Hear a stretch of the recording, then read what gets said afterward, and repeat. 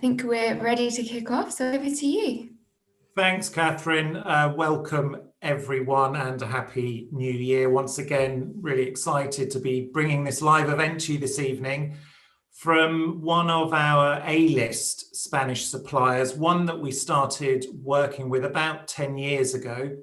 Viña Zorzal is the label, and it's behind some of Navarra's finest and oldest vineyard sites, particularly garnacha.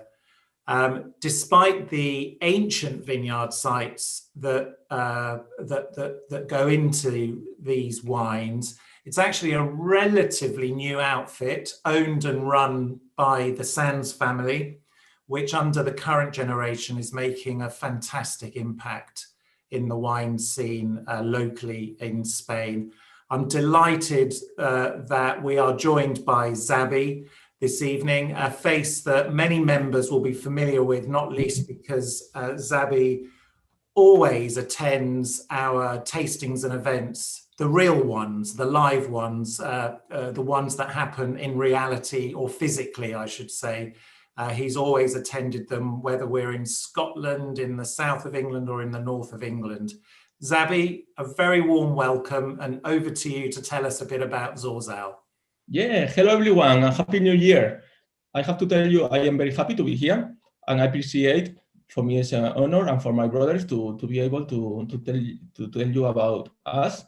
So thank you so much. I hope to be okay talking, because sometimes I talk so much too fast, and I hope everyone to understand me. So Happy New Year. This is Xabi, one of the bears of Viña Zorzal. Now we are 4 bears, 2 brothers, and Rafa, 1 partner. Well, I think the most important thing about Viña Zorzal is to say we are a family winery. My father started in 1989. So my father was making, I could say, different wines to us. He was making inexpensive wines, and he was focusing on the aging. So he started to make young wines, and then he did Crianza, Reserva, and Gran Reserva. I think this is the first thing we changed, and one of the most important things we changed in these 30 years. Now we are not focusing on aging, we are focusing on terroir varieties, okay? So that is important date, 89, and then the Viña Zorzal, everyone knows now, well, I hope everyone knows that, and now is from 2007.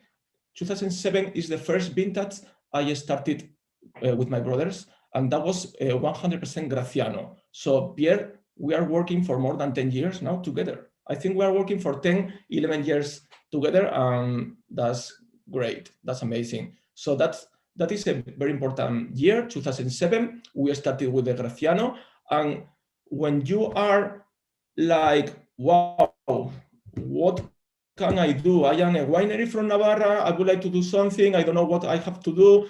I would like to try people to understand or to know us. What should I do? So the first strategy we did was to do Parietal Wines. I think the new world wines are very clever, the strategy to, I mean, everyone can understand, they can drink a Cabernet Sauvignon from California or Syrah from Australia. So I thought, okay, let's do what we have, and what we have, local grapes, okay? Graciano is the first wine we started with, and Graciano is a local grape from Rioja and Navarra. We have to understand we are bordered with Rioja, so it's a local grape there. And then, because of that wine, we could do more. We started to focus on garnacha. Garnacha, in Spanish, is the king of the grapes.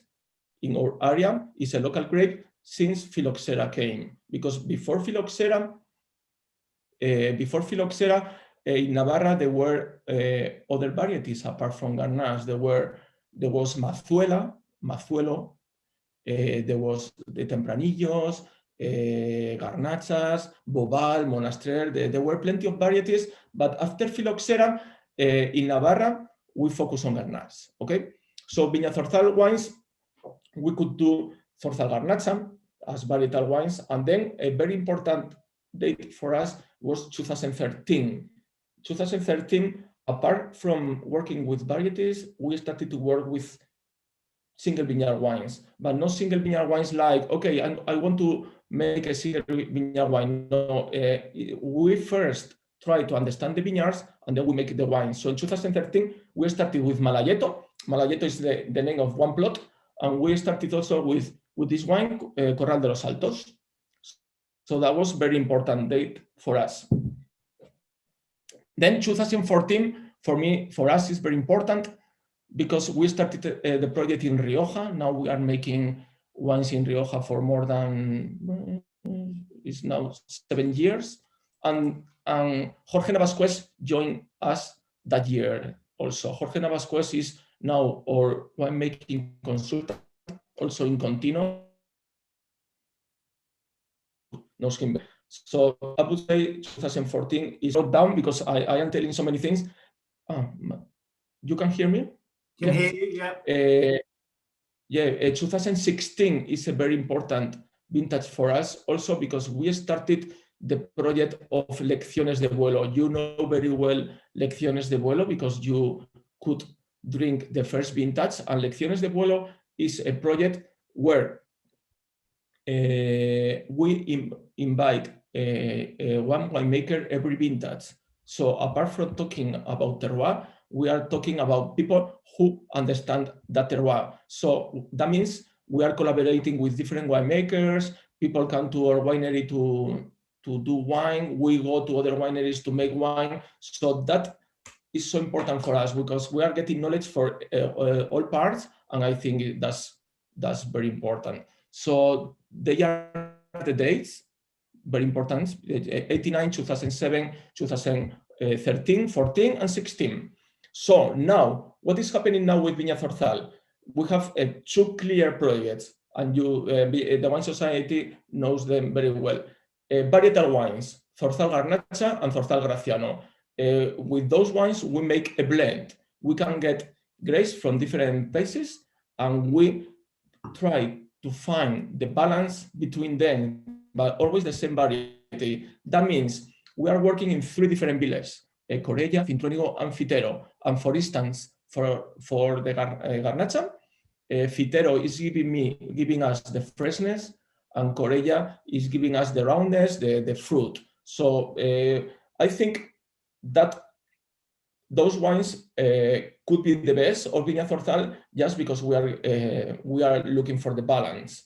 And when you work properly, looking for the balance, the ones I think are gonna be. I mean, there are so many hours behind that, you know. But then we have the other project of terroir wines, and there we are not looking for the balance. We are looking just for the expression of that plot.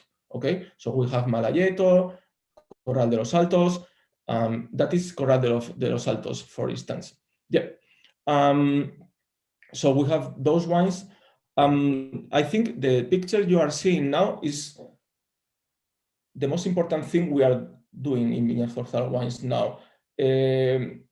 What I mean, in Viña Zorzal wines, we are following the Burgundy classification of vineyards. In Spain, it's happening also in Priorat and Bierzo. And why I think this classification is so important? Because for us, in Spain, there were many wines and many projects focused on Bordeaux. Bordeaux, for me, means that they are looking for the perfect wine, blending with different varieties, and looking for this wine you think you want to do, you know. But if you follow the Burgundy classification, you just make wines from one place, and that place and that wine can be very different every year. So we are not looking for the perfect wine, we are looking for terroir expressions of different vintages and different wines. So, for instance, in the picture you are seeing, the bottom is the wine, like Zorzal Garnacha, where we get grapes from 3 different villages, Corella, Cintruénigo, and Fitero. Then we make vinos de pueblo, wines from one village. I told you Fitero and Corella are quite different. Then we make vino de paraje. Paraje, there is no translation for that word. Paraje is like more than one plot. It's like a hill or valley or landscape, but I know there is no translation for English. So in one paraje, Corral de los Altos, we make 4 different wines from 3 different countries. So what that means, the Burgundy philosophy. We have one place, let's see what is happening in the same place, different wines, different expressions, okay? And then we make single vineyard wines. And then we think we have top vineyards where we, in theory, we will make the best wines. So that is the classification you can see. This classification is for the vineyards of Viña Zorzal and just for garnacha variety. So as you can see, our life is not easy. This is a bit complex, but that is the secret of what we are doing to understand better and better and better our vineyards to try to make better wines from that place. So one focus is vineyard, another focus are local grapes. In the picture you are seeing now is the sample of the paraje, of the landscape I told you of Corral de los Altos, okay? This is less than 5 hectares, and as you can see, we are making 4 different wines. Viña Zorzal Corral de los Altos is the wine we started with, and the wine I'm drinking now, and then we make three different wines from different countries, because Matías Michelini is one guy from one winemaker from Argentina, and then we make with Indigo wine from England another wine, and then we make with Matías another wine. So 4 expressions for one place. Yeah. I think that is the most important thing we are doing to understand the vineyards and then to make one from there. This is one example of the vineyards you can find when you visit us. So you are very welcome to visit us. And this is a very old vine of garnacha. As I told you, garnacha is the main, in theory, should be the main grape in Navarra after phylloxera. That's why we can find old vineyards. But like 30, 40 years ago, there was a disaster because many people started to plant cabernet, merlot, syrah, even tempranillo from Spain. So we don't find many old vineyards, but we are lucky to have 2 very old vineyards plot. Okay, so that's quite interesting. Xabi, is that photo of the vine we can see? I remember when we went into the vineyards one year, and I think you called one of the vines, I don't know the Spanish word for it, but the octopus. Octopus. Pulpo, octopus, yes. No, this is another plot. Okay. Yeah, this is another plot. So as I've introduced the octopus, tell us a bit about the octopus vine. How old do you think that is? Yeah, phylloxera came in our place at the end of the last century. I mean, in 96. So now we are in 21. After phylloxera, 4 years later, in 1900, how you say in English? In the 1900s or the 19th century? 20th century. Okay, some registers of the vineyard started that year. So we have now 2 plots registered that year. So now, in theory, they are 121 years old, but we know they are older because when they started with that registration, they knew those plots were already there. So they are like 140, 150, we don't know. Yeah, it's quite interesting. Yeah, it's quite interesting to have those vineyards. And I have one theory. Old vineyard doesn't mean better wines. You have to fight with those vineyards to try to make better wines. What I mean, we are in a very warm area. Very warm area? No, in a warm area. And we are looking for freshness, okay? If you have an old vineyard, sometimes, or every vintage, you can find more concentration. So the yields are very low. The concentration is quite big. So on the other hand, the grapes you get there are magic. So for us, old vineyards means better wines, but you must work properly. Otherwise, the wines would be very, very ripe or even overripe. So it's quite interesting to work with all vineyards. Yep. Yep.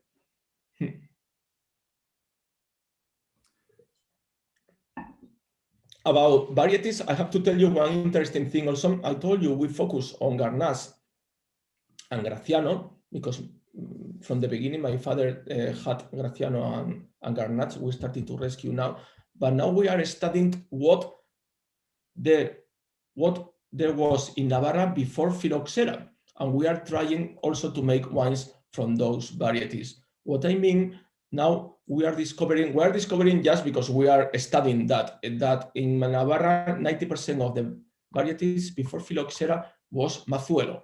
Mazuelo is also in Rioja, you know, and mazuelo started to disappear because it was very sensitive to oidio. Oidio came before phylloxera, 40 years before. So with the big problem of oidio, people started to plant garnacha, and then phylloxera came and everyone planted garnacha. So now we are trying to understand what happened before, and we are looking for old vineyards of mazuelo. There are not many, and now this vintage, just a few months ago, we could make at least 500 liters of mazuelo. So we are trying to understand that variety.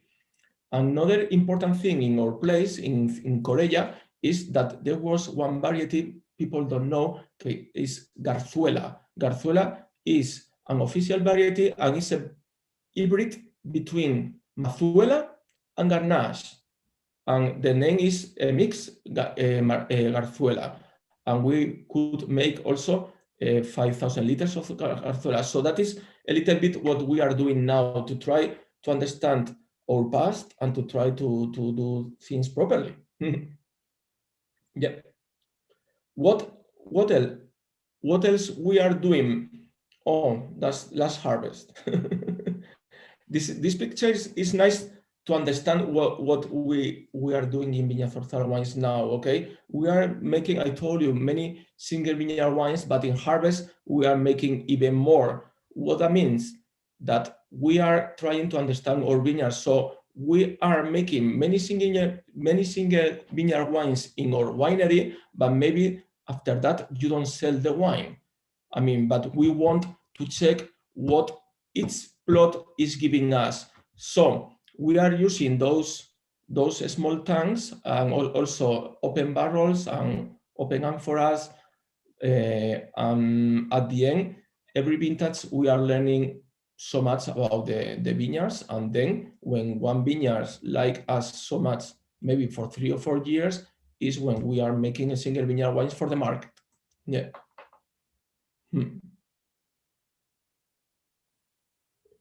Oh, that looks fun.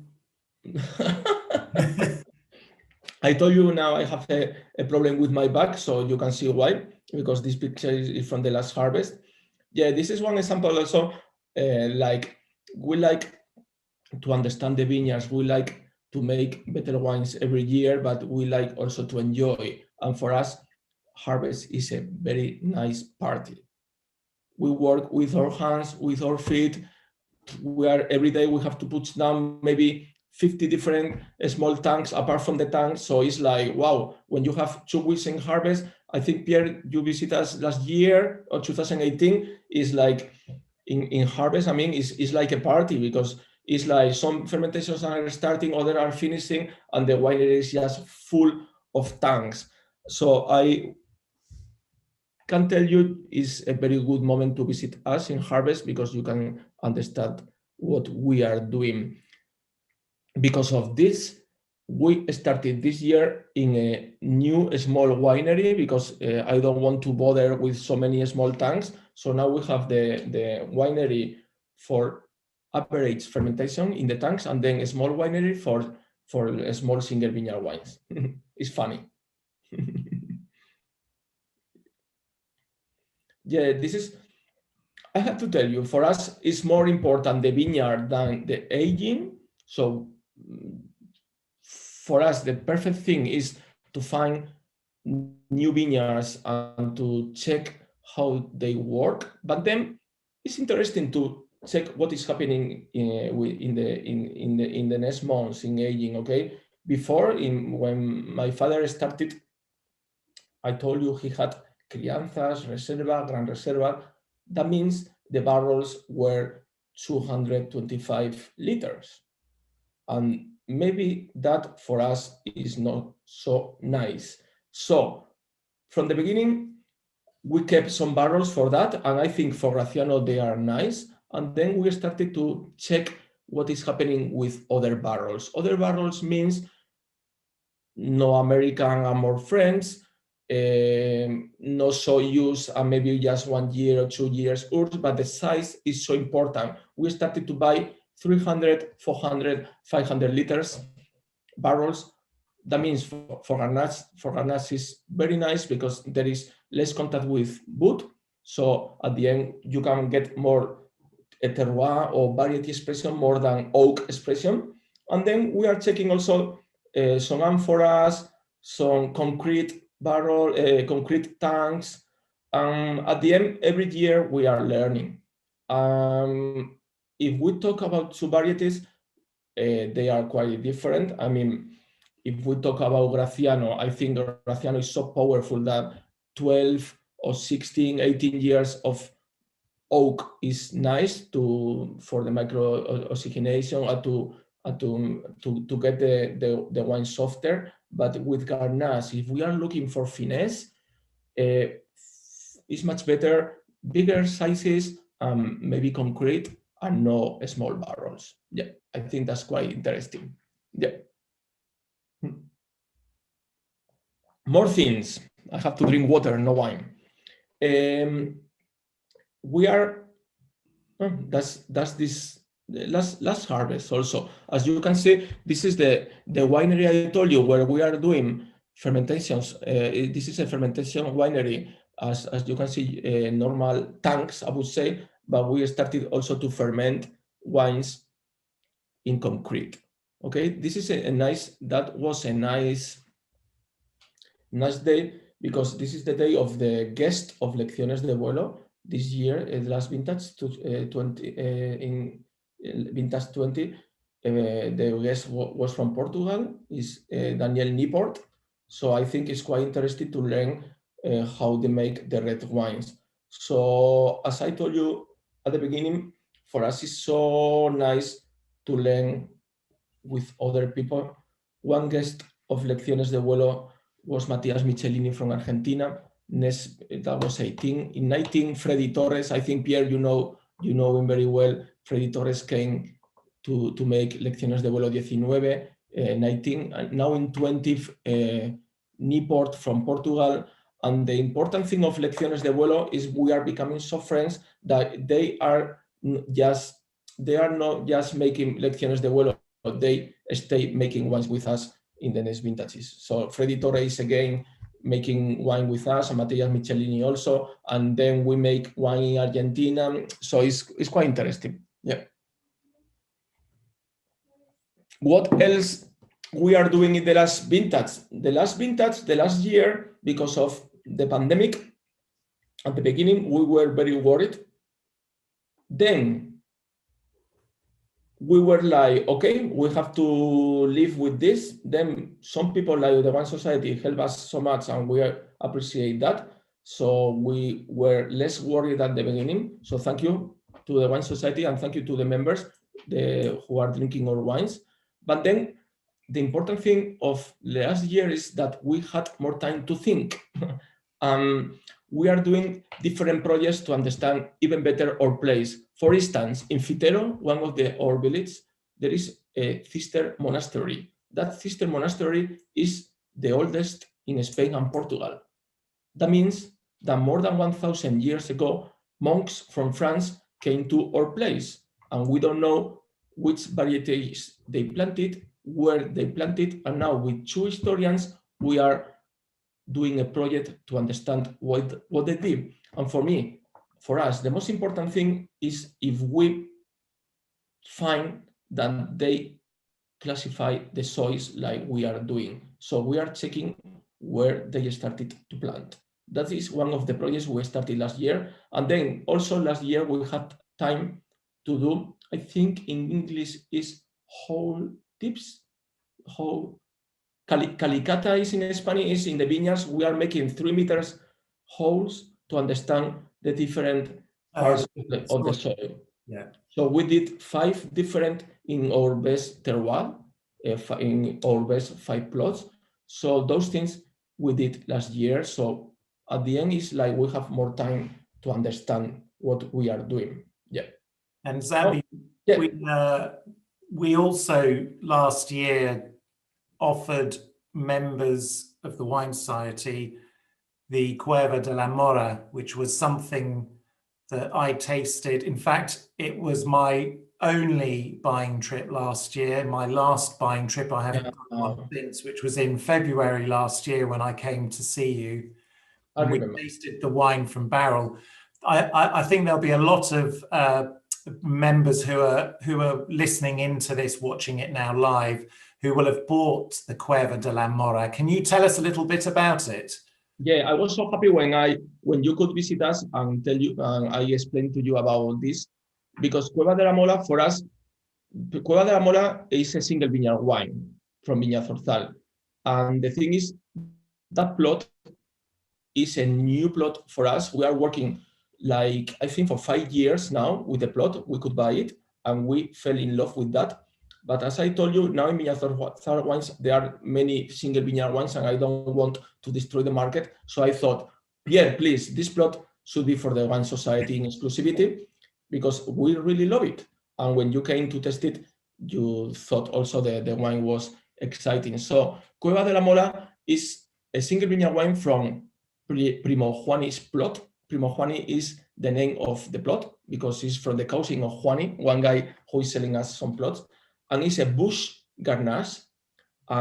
The soil is like, after that calicata, after that hole I told you, is like more than 50% of limestone, is like 56% of limestone, old vineyards, like 40, 45 years old. I mean, the wine is, for us, one of the top of Viña Zorzal, because it's like we can, I think is what I think, we can find finesse from a warm area. Why? Because Fitero, for me, is the best village. We are working, is like the border with the Iberian mountains, the altitude is higher, the soils are more limestone, the vineyards are old, the climate is more continental, not as Mediterranean as the other villages. So it's like, wow, Fitero is a top village. And for us, some plots in Fitero are Grand Cru. And we wanted to work in one Grand Cru with the Wine Society. So it was very, very, very exciting and we were very happy. What happened for us? It was the first time in our history we could sell in premiere one wine. And when Pierre told me, I think you sold it in 1 day. It was very popular. Yeah, extremely, extremely popular. So anyone that managed to get hold of some are in for quite a treat. And it is Cueva de la Mora. I've seen a few comments pop up. It's called Cueva de la Mora, and it's a new wine that we launched with Xabi last springtime, I think it was, and we will be looking at doing the follow-on vintage, which I must taste sometime soon, Xabi. We can make an offer to our members when I've got more information about it. So looking very, very much forward to that. And Catherine, I can see your face now, which means that we must be onto the Q&A section. Very, very nearly, yes. I was hoping that we might be able to just touch on the wines that we do have available, because I think there's been some questions. I'll just bring my screen up. So the first one that we've got is the Viña Zorzal Garnacha, the 2019. I don't know if Xabi and Pierre, if you'd like to give a few words on that one. This is actually one that's going in our What to Drink in 2021 offer that comes out next week. So it might be one that members are interested in. Yeah, Zorzal Garnacha, you know what I like to say about that wine? I always say that this is the wine I would I would drink every day. Exactly. This is the wine. I mean, for me, it's very wrong to say this is like entry. This is the entry level of Zorzal, because as I told you before, for me, maybe it's one of the top wines of Zorzal. Why? Because this is a blend. A blend, as I told you in the pyramid, this is the bottom of the pyramid. This is a blend of Corella grapes, Tempranillo grapes, and Fitero grapes. So we just want to find the balance between them. And then there is no oak. The wine is so fresh, so pure. It's a pure garnacha, very, very, very fair from the place. I mean, there is a typicity, personality from the place, and it's the wine I would drink every day. Perfect. Sorry. It's what I'm drinking now. Ah, cool. You're clever, Pierre. But the reason I love this wine is the word I use is it's an honest wine. It's very honest wine. It just tastes of garnacha, and it's fruity, and it's enjoyable, it's fulfilling, but it's not the big, powerful garnacha style of wine that you often see from Spain. This is much more elegant and just easy drinking. And now the Graciano, which is a wine that has lots of personality. Yeah, it's quite interesting when you are doing this kind of events, because it's nice people to understand, for instance, now with Viña Zorzal, the two main varieties, because they are so different. With Garnacha, sorry, it was the last one, we work always with Garnacha, like, okay, let's be careful, we have to pick up the grapes early, we want the nice acidity, the pH we want low, and then in winemaking, we work very soft, I mean, with the pump over, pushing down very soft, and then I told you in the aging, with the barrels are bigger, or sometimes like in Zorzal Garnacha, there is no oak. So we are looking like for freshness and finesse with Garnacha. But then with Graciano is the opposite. Graciano is difficult to get ripened, and is always the last one in harvest. Now, because of the climate is changing, and because we know better our vineyards, there is no problem, and we get always the grapes ripened. But maybe sometimes there are like 2 weeks of differences between Garnacha and Graciano. Okay, so Graciano always the last one to harvest, and then you must be careful, because sometimes maybe you could find in some wines some greenness, and we don't want that. We want nice acidity, we want freshness, but though we don't want greenness. So you have to pick up the grapes ripe, and then we think Graciano needs some months in barrel. I told you 225, and then other sizes, but they need some micro oxygenation. But since 2015, we started to change a little bit the winemaking of Graciano, and we started to be softer in winemaking also. So what I say about Graciano, I say that we are trying to make a honest, soft wine from a rustic grape. And that is the magic of Graciano, because the grape is quite rustic, but we are trying to make very drinkable wines with Graciano. So that is the things we are enjoying most. Perfect. And then the last one that we've got that we've not touched on at all in terms of whites this evening. So it's the El Inquilino, the Viola. No, from Rioja. Yeah. Inquilino. So obviously it's not Navarra, but it is one of yours as well. So it might be one that some members would be interested in having as well. Yeah, Inquilino, I could talk about hours, because it's like why we are making wines from Rioja. I told you we are bordered with Rioja. My partner Rafa is from Rioja. My brother Iñaki is working in Rioja. Now he's working in Cune, but he's working in Rioja for 25 years now, maybe. Now, I told you also Jorge Navasquez is our consultant, and is consultant also of Continuos. So we are very close to Rioja in many ways. So we wanted to make honest wines from Rioja, like, okay, one Tempranillo, Garnacha, and Viura. We think Viura is one of the great grapes from Rioja. That's why we are doing also in Viña Zorzal for Navarra. And we wanted to make a fresh drinkable wine from Jura, but also with some parts of tradition. I mean, this Jura was fermented in barrel and was some months in barrel, like many people used to do, and they are still doing in Rioja. So that is what we wanted from this wine. Yeah. Perfect. Lovely. So I think we are ready for some questions now. I think the first one is coming from Jan. Hopefully, Jan, you're unmuted and ready to ask. If you are, please do go ahead. Thank you, Catherine. Good evening, Xabi, and very interesting presentation. Thank you very much for that. Thank you.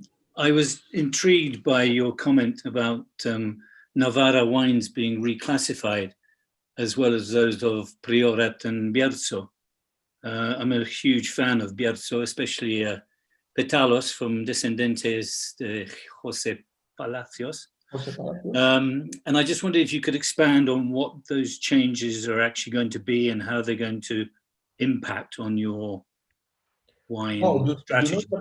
That is one of the best questions someone could do, because this is quite interesting, and I think it's so important. I told you one of the key factors of what we are doing in Viña Zorzal is to understand the vineyards. So for us, the Burgundy classification is a key factor in Viña Zorzal wines, but the appellation is not following that way. So we explain always in our back labels, if you are drinking a single vineyard wine or you are drinking Zorzal garnacha from the bottom of the pyramid, that we are not creating value. We are just saying where the grapes come from, and this is an internal classification at the moment. If I am honest with you, we would love that Navarra appellation follow this classification, but we don't know if they are going to follow it or not. You also know in Rioja, they are trying to do something, for me, not in the proper way, like, okay, we are going to make village wine or no, but if the wine comes from, if the grapes come from one village, but the wineries in another village, I mean, they are like trying to do something, but now in Spain, this classification is happening in Bierzo and Priorat properly. In Bierzo because of that guy, Ricardo Palacios, and Priorat because of his uncle, Álvaro Palacios. So those people are fighting for this. And I really believe in this classification because I believe now the wine business is like very in the globalization. So, I mean, everyone can drink garnachas, gracianos, cabernet sauvignon from any part of the world, and they look like each other. So if you follow this classification, your wine is from your place, from your plot, from your village, from your place. So I think this classification is like so old with the monks of Burgundy, but now is the best classification for now because of the globalization. I hope you understand with my English. No, absolutely, Xabi. So you're saying that this is an internal classification. Yeah, it's internal. You have designed, and actually it's very similar to what's happening in other top regions where individual producers are so passionate about the differences of the microclimate within your areas and between your vineyards. And in some cases, some of the consecos, the appellations, are following suite. At the moment, Navarra, I don't think, has plans to do that. And I guess it's worth saying, because Xabi probably couldn't say this, but that there is a huge amount of political challenge when it comes to changing the rules and the laws around wine in the big famous wine regions. So quite often rules don't change because it's just too politically challenging. Therefore, my message to members of the Wine Society is always follow a producer, because irrespective of what region they come from or how they might classify that region, actually it comes down to how disciplined, how passionate an individual producer is, and how they care about their vineyard and how they care about turning and crafting those grapes into wine that's just delicious to drink. Yeah. So yeah, I agree, Pierre. And the important thing is what I say. The classification is internal, and we are not creating value. We just say where the grapes come from. So, but for us, is the key, one of the key factors of what we are doing. Yeah. Thank you for the question. It was amazing question. So the next question we've got is from Paul Matthews, but we've also had a lot of people ask it as well, and I imagine there'll be a lot of people it's applicable to. It's related to the En Primeur, the 2020 En Primeur, and the question was that they were allocated the Mazuelo garnacha as a substitute, and could you speak a little bit about that one that was the substitute wine, and particularly when to drink that one? Which wine, sorry? The Mazuelo garnacha. Ah, Mazuelo, sorry, I didn't understand you. No, yeah, Mazuelo is... Xabi, let me just say something before you answer, because you might not be completely up to date with this. What happens at the Wine Society is when we do an En Primeur offer, if we have more demand than we can supply, we do offer a substitute wine for any member that didn't get their allocation. And so there will be members who didn't get the allocation of Cueva De La Mora, so we offered them Mazuelo as the substitute. As Catherine said, there's several members that will have had the Mazuelo, and the question's a great one again, when will it drink? And what are the differences between Mazuelo and Cueva De La Mora? Okay, well, if you want, I just talk about what is Mazuelo for me. Perfect. Yeah, because Mazuelo for Viña Zorzal was the first single vineyard wine we did in 2013, as I told you. And Mazuelo now, in this classification, I told you, is the first plot that for us is on the top, but not because of the age of the vineyards, because the first plots they were on the top were very old, but Mazuelo is not so old. But we always make blind testings in Viña Zorzal after malolactic fermentation, and we always recognize Mazuelo because it's so soft. I mean, soft noise, finesse. I mean, it's like the Burgundy style in Navarra. Of course, Burgundy is Burgundy style I'm talking about. In that plot, we get so much finesse. So Mazuelo is one of our top plots and one of the most popular wines we are making now. Yeah, we love Mazuelo. Mazuelo is just the name of the plot. We didn't put that name. Yeah. So it's a nice question because we love that wine so much. Excellent. So the other question that we've had in from a few people is that you were speaking about the terroir quite a lot, and they're wondering, is there much variation in the weather, or is it quite consistently hot and dry every year? No. Now, for instance, today is snowing.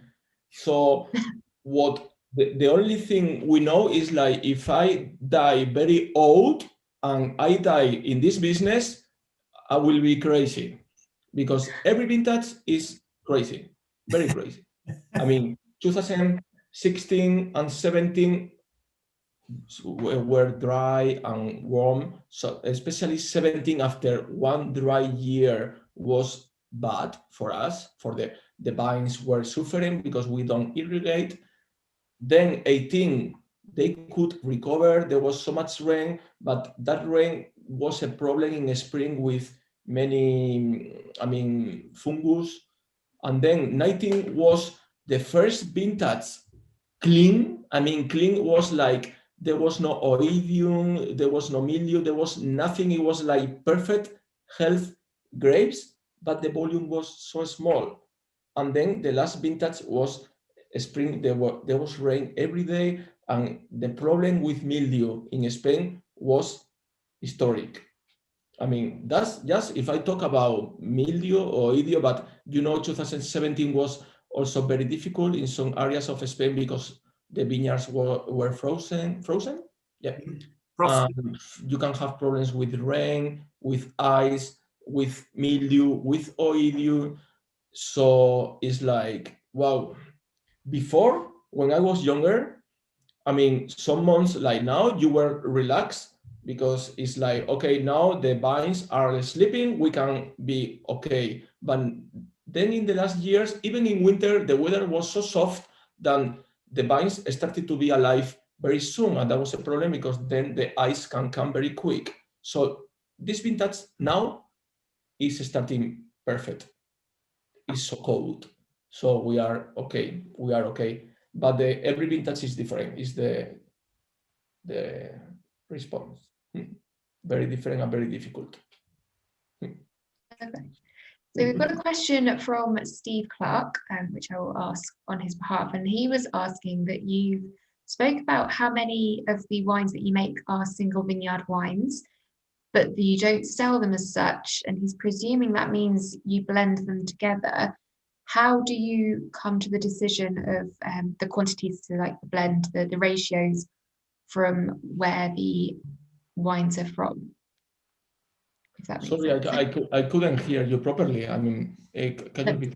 That's fine, I'll repeat the question. So he's asking that a lot of the wines that you make are from single vineyards, but they're not sold as single varietal, sort of single vineyard wines. Sorry, single vineyard wines. And he's presuming that that means you blend them together. How do you decide whether to make the blends or not? Yeah, So it's a nice question. Sorry, I couldn't hear you properly. Okay. Taste. First, I told you one thing is harvest. Harvest is like we have thousands of single vineyard wines fermenting, and then the other thing is in the market. And the market, they are just these wines. Okay. So when we decide, one important thing is the blind testing we celebrate after malolactic fermentation. And in that blind tasting, we know nothing. We don't know if this is Malayeto or Cueva De La Mora or a single vineyard wine we did the first vintage. So after that testing, we discover many things. And if there is one plot that the wine is so nice, and then next year in the blind testing is also very nice, you have to think that, wow, here something is happening. And with Primo Juani, Cueva de la Mora was happening for 3 or 4 years. Like, we love Primo Juani, but Primo Juani was not in the market. So that is a good example. Now, for instance, the single vineyard wine we are enjoying with the Wine Society, Cueva de la Mora was born like this. Like, wow, we like this wine, but it's not in the market. But sometimes it's happening. I mean, what we do with the wines which are not in the market, the wines are blend for Zorzal garnacha, for instance. So you do the blind tasting and select the ones that will be going into the single vineyards, and then anything that doesn't make the single vineyard will be blended. Blended. Yeah. And in terms of aging, are you making your wines with the idea of them being left to age? And if so, what is their sort of aging potential? Or are you wanting to make them so that people are buying them and sort of drinking them earlier on? Or is it a bit of a mix?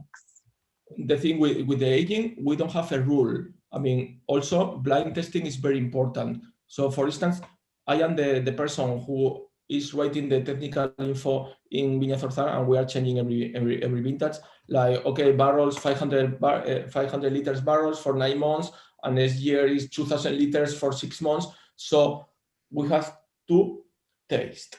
Tasting is the most important thing we do. And then we decide, okay, let's bottle this, because sometimes some months in the bottles are quite interesting before you release the wine. So there are no rules, is the important thing.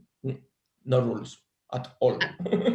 And so for members that have bought the wines, I suppose the same applies, that hopefully they'll have more than one of the same wine. They'll be able to sort of leave it a year, go to it, and then maybe leave it a bit longer and see. I mean, would you agree, Pierre, that it's a wine that you could?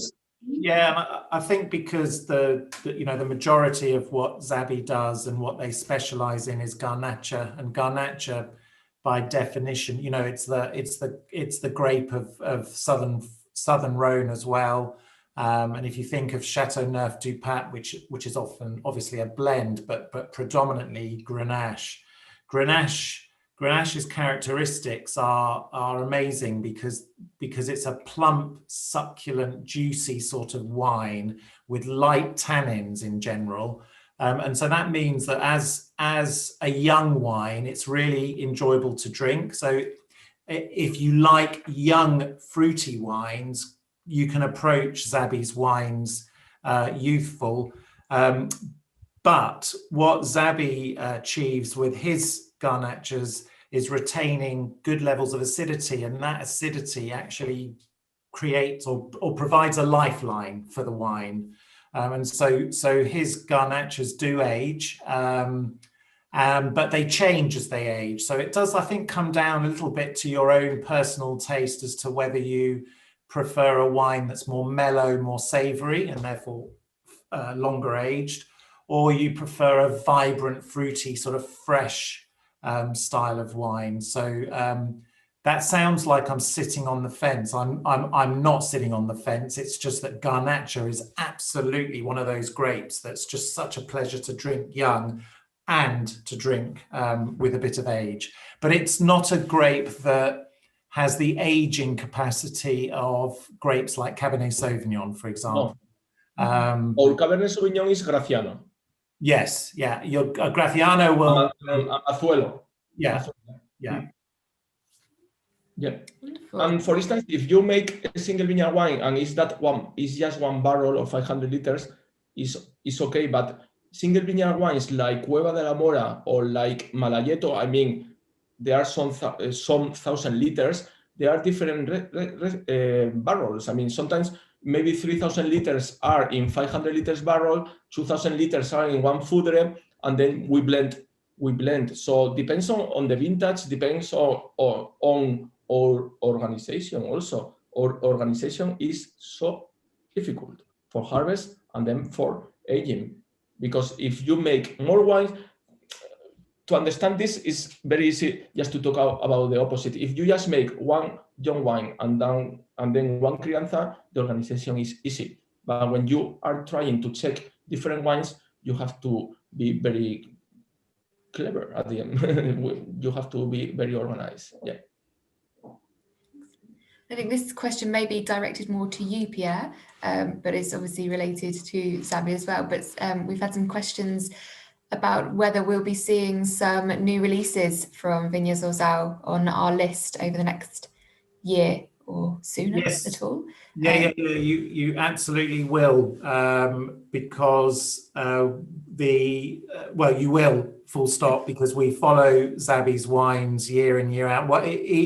Although I would normally be going out at this time of year to taste the new vintages, in Korea with Xabi, I won't be able to obviously do that, but that doesn't stop us from, fortunately, Xabi is more than happy to send me the samples here to the UK so I can taste them. So actually, it's my job coming up. It's my task for the sort of towards the end of the month, as we take stock post Christmas, because as I'm sure members recognize, Christmas is a busy period for us, so we're sort of taking stock of actually what we have in stock left and what things we need to fill. But the short answer to the question is absolutely yes. We'll be featuring new releases from Xabi of the new vintages. Yeah, thank you. Yeah, we are thinking about new vintages. You're gonna taste very, very soon new vintages now. Yeah. Wonderful. I think our final question is quite nicely illustrated by your T-shirt there, Xabi. We've had some questions about the bird on the labelling and on your logo. And the question is, what bird is it? What breed of bird? And is there a story behind the bird? Zorzal is a kind of bird. There are many different zorzales in English. Pierre, It's is it sparrow? Thrush. Thrush. Yeah, because my pronunciation with that name is always wrong. That's why I asking for help, Pierre. Yeah. So the bear is just the bear. I told you my father was the founder of the winery, and in 89, and it's just one bear my father used to see always eating grapes. So it was no our friend, and they prefer olives now in November, in December, but in September they are started to eating grapes. So when there is sugar, the bears are not our friends anymore. And then the funny thing is, it's bear. There is a different meaning. Each wine has a different bear with a different meaning. For instance, this dessert is Zorzal Graciano, and Zorzal Graciano, I told you, was the first wine we started with. So it's like the heart of the project. So here you can see the heart of the bear. So that is the meaning of this bird, for instance. Yeah. That's wonderful. And then just very, very briefly before we've just had another question come in, is the what's sort of the prospect of the 2020 vintage? How was that? How do you think those wines will be? 2020, the vintage, amazing. Yeah, Yeah. because at the beginning I thought it was because of the pandemic. We were at home without contamination, blah blah blah. There was rain, there was freshness, and then in harvest it was very fresh also. So I think, generally speaking, it's gonna be the vintage with less alcohol in Viña Zorzal, but it's not because it's trendy. It's just because the harvest was like this. So I'm very happy with the 2020. Very, very, very happy. Yeah. Yeah. Wonderful. Well, thank you very much, Xabi and Pierre, for giving us a wonderful evening of our first event back in 2021. And thank you very much to everyone that has joined us. I hope you've enjoyed yourselves, and you'll be able to go and buy many of Xabi's wines. Please do. And then we can get Pierre to get a lot more in, and it will go beautifully. Yeah. Pierre, thank you very much. I have to tell you, it does not good for you, but I could spend 5 hours more with you now. It's boring for the other people, but for me, it's so nice to be here. So thank you so much. I appreciate this. Yeah, I'm very happy. Thank you. Thank you, Xabi. Really, you're to do this in not in your native language, and it, you've performed brilliantly. I think everyone, and I've been reading when I can keep up with the comments that are being posted, just really about your passion that's coming through. And when we are back to normality and we start having our live physical events, and you'll be along to join us there, I do really recommend any members that get a chance to actually meet Xabi in person. He is one of the most energetic winemakers that I know. He always brings a smile to your face, and his wines do too. So cheers, Xabi. Thank you very much. Thank you so much. Thank you for everyone. I appreciate it. Thanks, Catherine. Thank you. Cheers. Thank you. Good evening, everyone. Bye. Adiós. Gracias.